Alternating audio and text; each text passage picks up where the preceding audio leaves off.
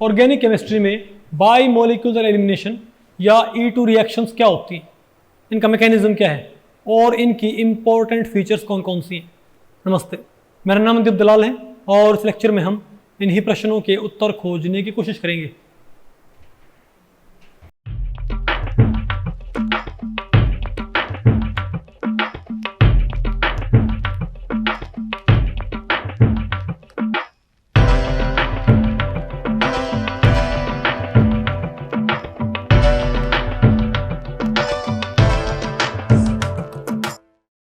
अब बताओ हम क्या पढ़ते हैं भाई, बोलो भाई। E2 मैकेनिज्म, E2 रिएक्शंस या बाइमोलिकुलर एलिमिनेशन। अब आप कहोगे भाई E2 रिएक्शन क्या, इनका नाम देखो आप, बोलो भाई E2 रिएक्शन। तो भाई इस टॉपिक को हमने टोटल 3 सेक्शंस में डिवाइड किया हुआ है। पहले हम क्या पढ़ेंगे, डेफिनेशन ऑफ E2 रिएक्शंस, फिर हम क्या पढ़ेंगे, मैकेनिज्म ऑफ E2 रिएक्शंस, फिर हम क्या पढ़ेंगे, इसकी फीचर्स। तो पहले हम क्या पढ़ते हैं, डेफिनेशन ऑफ E2। तो पहली बात तो E2 रिएक्शन भी क्या होती हैं, एक तरह की एलिमिनेशन रिएक्शन ही होती हैं जिनमें 2 सब्स्टिट्यूएंट सबस्ट्रेट से रिमूव हो जाएंगे एक सिंगल स्टेप रूट के जरिए, एसोसिएटिव पाथवे के जरिए। बात आपको पहले पढ़ी तो हम समझ गए भाई कि ये किसका काउंटर पार्ट है, SN2 का। तो जैसे SN2 आया करती वैसे ही यहां बताओ कौन होना है, बोलो भाई E2 रिएक्शंस। बात आपको पहले पढ़ी। तो यहां देखो भाई, यहां हमने एक E2 रिएक्शन यहां पर हमने लिखी हुई है कि नहीं आपको, ये बताओ मेरे पास क्या है, ब्रोमोइथेन। आपको नजर आ गया होगा, ये क्या है, प्राइमरी एल्काइल हैलाइड। ध्यान रखियो भाई, E1 रिएक्शन किसने शो की थी भाई, E1 रिएक्शंस बताओ कि मैं कहूँ CH3 CH2 Br है, प्लस में कौन हमारे पास C2H5O नेगेटिव इथोक्साइड। ओके, तो बताओ भाई, तो ये क्या, ब्रोमोइथेन और क्या, इथोक्साइडाइन। तो यहां बताओ क्या बन जाएगा हमारे पास,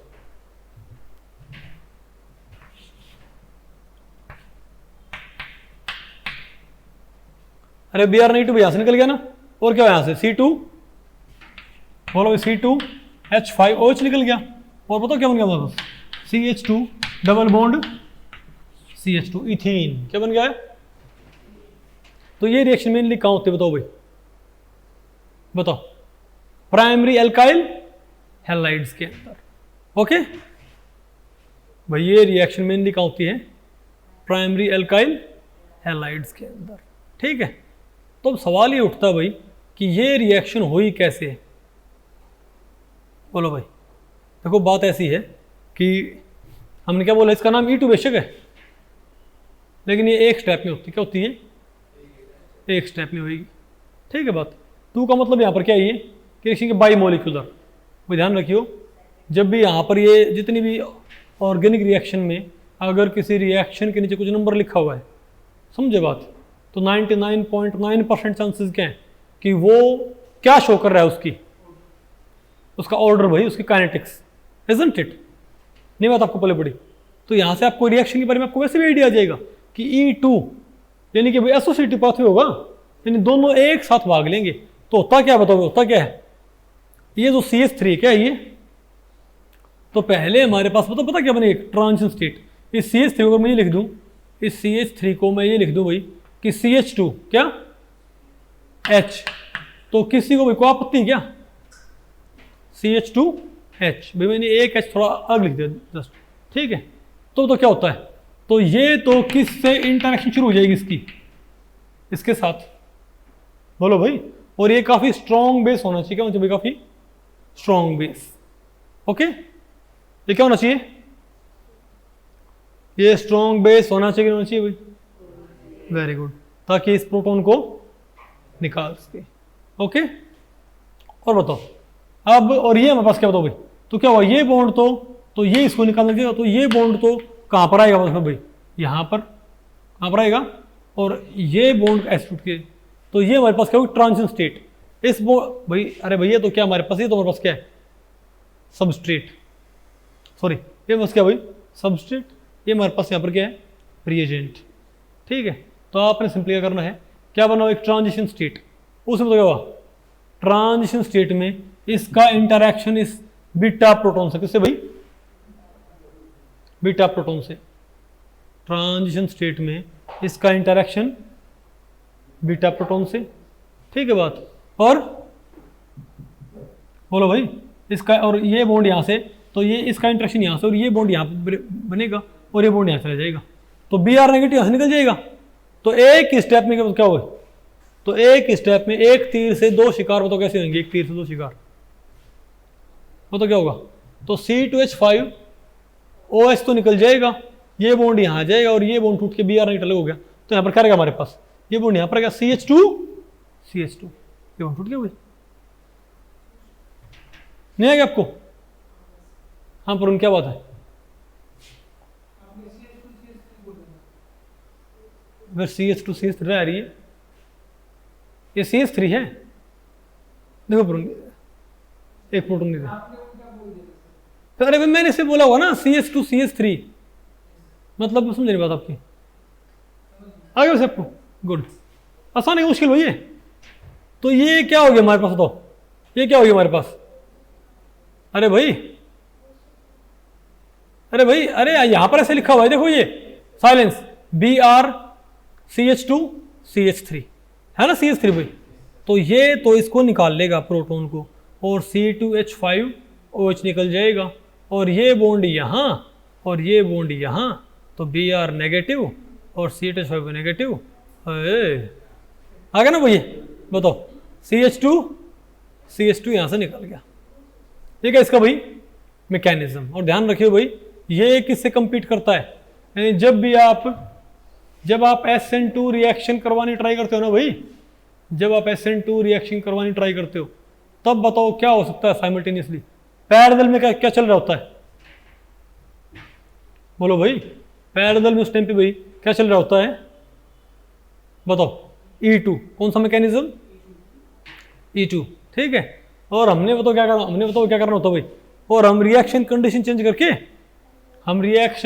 चेंज करके हमारे पास तो क्या होता है बताओ, एलिमिनेशन प्रोडक्ट और सब्स्टिट्यूशन प्रोडक्ट, उनके रेशियो को हम कंट्रोल कर सकते हैं। कई बार तो भाई ऑलमोस्ट हम एक्सक्लूसिवली एक प्रोडक्ट हासिल कर सकते हैं सिंपली रिएक्शन कंडीशंस चेंज करके। आगे आपको अब बताओ क्या इसकी भाई फीचर्स, भाई इसका एक तो आप नाम ही देखो, इसका नाम ही क्या बताओ, E2 रिएक्शंस, क्या नाम इसका, मतलब भाई यहां बताओ क्या ये किसको फॉलो करेगा, सेकंड ऑर्डर काइनेटिक्स को फॉलो करेगा।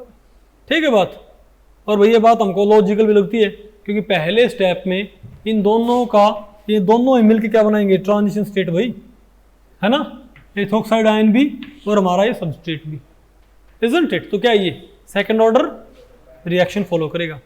दूसरा बताओ क्या है, E2 रिएक्शंस भाई बताओ, देखो आप तो E1 रिएक्शंस प्राइमरीली कहाँ होती थी, टर्शियरी एल्काइल हैलाइड और कभी कभार सेकेंडरी। टर्शियरी एल्काइल हैलाइड में क्या करती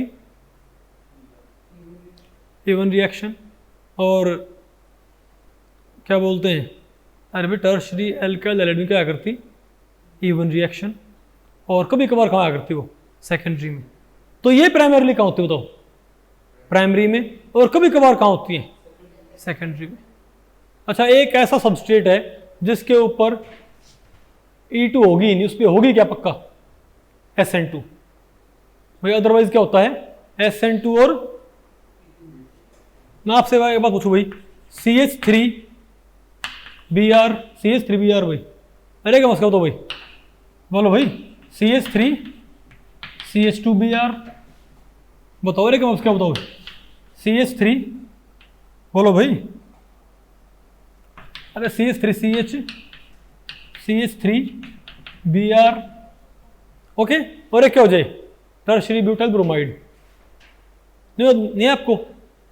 तो यहां बताओ भाई E2 कहाँ होती है, एक तो यहां होती है जनरली और एक जनरली यहां होती है, नहीं आएगा आपको, अरे कभी कभार यहां हो जाएगी टर्शियरी ब्यूटाइल, इसमें नहीं होगी इसमें क्यों नहीं होती? इसमें नहीं होती भाई। एक तो टर्शरी ब्यूटाइल ब्रोमाइड मुश्किल है, ये मिथाइल हो इथाइल हो, और एक इसमें मुश्किल है। इनमें क्यों नहीं होती? इसमें क्यों नहीं होती बताओ? पहली बात तो बीटा हाइड्रोजन नहीं है भाई यहाँ पर। तो क्या ध्यान रखे, तो मिथाइल ब्रोमाइड तो एक्सक्लूसिवली कहां पर जाएगा? SN2 में। क्यों भाई? क्योंकि E2, क्योंकि यहां पर कंपटीशन नहीं है इसका। किससे भाई? E2 से। क्योंकि यहां पर क्या नहीं है? बीटा। जब यहां पर बीटा कार्बन ना है, जब कार्बन ही है कि भाई और अल्फा ही है, तो बीटा कार्बन यहां पर है, तुम क्या बोलेंगे? इसमें होगी क्या? SN2। इसमें क्यों नहीं? इसमें तो बीटा कार्बन भी है, क्योंकि यहां क्या हो जाएगी मेनली? E1, SN1 या E1। नहीं है आपको? अरे बोलो भाई, और बताओ क्या है? और क्या है भाई? यहां पर पाई बॉन्ड बनना है ना, यहां पर क्या बनना है? Pi bond. तो मैं आपको बताऊं कि ये जो एलिमिनेशन होगा ना, ये एंटी पेरी प्लेनर होगा। कैसे होगी? Anti peri planar. अब बताओ एंटी पेरी प्लेनर क्या होता है? बताओ भाई, एंटी पेरी प्लेनर क्या होता है? ध्यान रखियो, E2 होती है, एक तो E2 सिन होती है और एक E2 एंटी होती है। क्या? एक E2 सिन है और एक E2 क्या है भाई? एंटी। देखो हमारे पास एक एल्काइल हैलाइड है ना, हमारे पास क्या एल्काइल? तो आप क्या मान लो? Front carbon, sorry rear carbon. ये क्या मान लो आप? Front carbon. तो फ्रंट पे ये तो कौन है? Br। ये तो कौन फ्रंट पे भाई? Br। और दो ग्रुप और भी हैं, दो ग्रुप और भी भाई। और ये क्या है? रियर पे दो कार्बन, ये क्या है? हाइड्रोजन जो निकलना है। तो ये तो क्या अल्फा, और ये क्या है? बीटा। अल्फा पे कौन है? Leaving group. बीटा पे कौन है? हाइड्रोजन। नहीं आपको समझ में? तो आपको बताऊं भाई, E2 रिएक्शन क्या होती है जनरली? कब फेवर होती है बताओ भाई? बताओ। यानी कि Br और H क्या होने चाहिए आपस में? एंटी। क्या होने चाहिए आपस में? एंटी। नहीं आपको समझ आया? बोलो भाई। यानी कि स्टैगर्ड कन्फर्मेशन। क्या इसकी भाई? Staggered conformation. आ गई नहीं आपको? अच्छा, तो अगर ये H और B, अगर इसकी एक्लिप्स हो, क्या उसकी भाई? एक्लिप्स। तो Br और H क्या होंगे आपस में? पूरी तरह एक्लिप्स भाई। उसको हम क्या बोलेंगे? सिन एलिमिनेशन। उसको हम क्या बोलेंगे? सिन एलिमिनेशन। तो आपको बताऊं भाई कि जो एंटी पेरिप्लेनर उसमें क्या होती है? E2 फेवर होती है। ठीक है, बोलो भाई। एक्लिप्स में तो कौन फेवर होता है? बोलो भाई। एक्लिप्स में कौन फेवर होता है? E1। E1 से कौन फेवर होता है? बोलो भाई। E1 से कौन फेवर होता है? E1 कैसे फेवर होती है? सबस्ट्रेट की एक्लिप्स कन्फर्मेशन से फेवर्ड होती है भाई। और स्टैगर्ड किससे फेवर होती है? स्टैगर्ड किसको फेवर करता है भाई? क्योंकि कार्बन कार्बन बॉन्ड के अबाउट रोटेशन नहीं होती क्या? जब कार्बन कार्बन बॉन्ड के अबाउट क्या होगी? रोटेशन। तो अगर कोई E1 शो कर सकता है, E2 शो कर सकता है, नहीं बात आपको पहले पड़ी? तो एक्लिप्स फॉर्म में तो किसको प्रेफर करता है? E1 को। और स्टैगर्ड में किसको प्रेफर करता है वो? E2 को। ओके, और बताओ और क्या फीचर्स इसकी भाई? E2 यूज, अरे भाई E2 में तकरीबन क्या चाहिए हमको? Strong base. E2 में क्या चाहिए हमको? क्योंकि यहां पर मैं आपको बताऊं भाई, जो हाइड्रोजन होता है ना, वो ज्यादा एसिडिक नहीं होता। क्या भाई? बीटा हाइड्रोजन यहां पर ज्यादा एसिडिक ना होता, तो वो काफी कम एसिडिक है। तो उस लेस एसिडिक प्रोटॉन को निकालने के लिए क्या चाहिएगा? काफी ज्यादा, बोलो भाई, काफी ज्यादा स्ट्रॉन्ग बेस। क्या? अरे डिफरेंस है यहां पर भाई। वहां पर क्या था? Weak base. यहां पर क्या चाहिए हमको? स्ट्रॉन्ग बेस में काम चलेगा। ठीक है, और बताओ भाई, और ये बताओ किसके लिए और इनका भाई कॉम्पिटिशन किससे है? बताओ। E2 रिएक्शंस का कॉम्पिटिटर कौन है? E2 रिएक्शंस का कॉम्पिटिटर कौन भाई? SN2 reactions. आगे आपको ये?